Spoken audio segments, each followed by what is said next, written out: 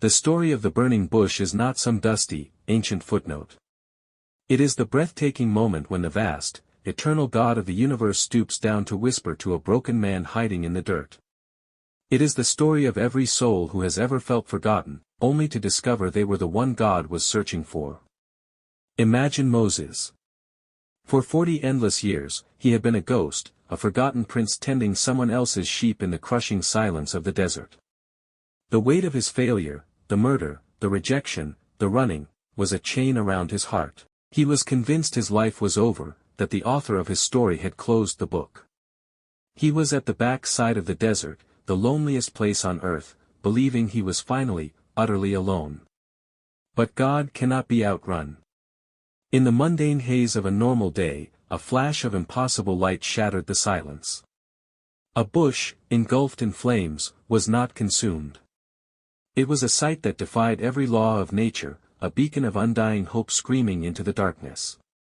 And in that moment, the God who sees whispered his name. Moses, Moses. It wasn't the voice of a distant judge, it was the tender call of a father who had never stopped loving his lost son. Holy ground, he said. Moses had to remove his sandals, to feel the raw earth beneath his feet, because he was standing in the presence of a love so fierce it would not let him go. And then came the words that should shatter every heart that has ever ached, I have surely seen the affliction of my people. I have heard their cry. I know their sorrows. He sees you. He hears your silent screams. He knows the depth of your pain. Moses, trembling, offered every excuse. Who am I? I am not worthy. I cannot speak. But God wasn't asking for a hero. He was asking for a vessel. He pointed to the blazing bush, a fragile, ordinary thing hosting an unquenchable fire. Moses, you are the bush.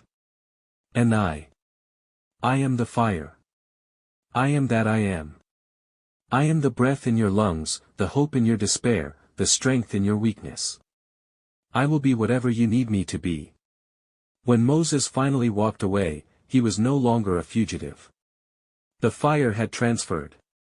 The ember of divine purpose now burned in his own chest. He had been broken, hidden, and forgotten, yet the God of the universe had crossed the cosmos to find him in a ditch.